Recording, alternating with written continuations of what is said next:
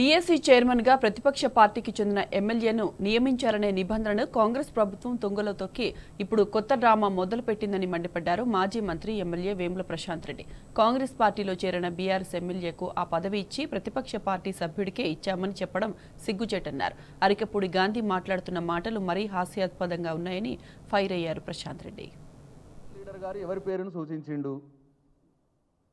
అసలు మీరు కన్సల్ట్ చేసిర్రా? కన్సల్ట్ చేస్తే ఏ రకంగా చేసినారు?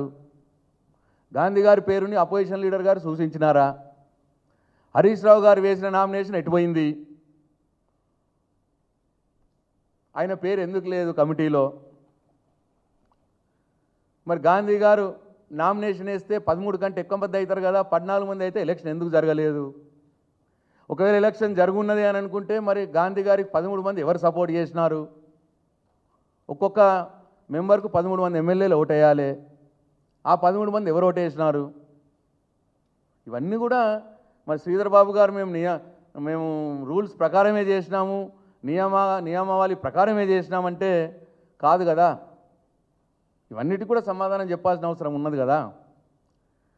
ఇవాళ శ్రీధర్ బాబు గారు వెళ్ళి దయచేసి కేసీ వేణుగోపాల్ గారిని అడుగుమనాలే, సార్ మీరు పీఏసీ చైర్మన్ ఎట్లయినరు అని అంటే చెప్తాడు కేసీ వేణుగోపాల్ గారు.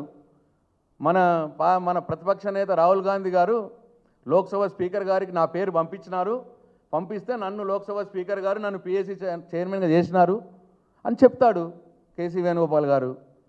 ఒకసారి పోయి కేసీ వేణుగోపాల్ గారిని అడుగుమనండి శ్రీధర్ బాబు గారిని, అన్ని రూల్స్ ప్రకారమే చేసినరా ఇక్కడ, మరి అక్కడ ఎట్లా చేసినారు, ఇక్కడ ఎట్లా చేసినారు?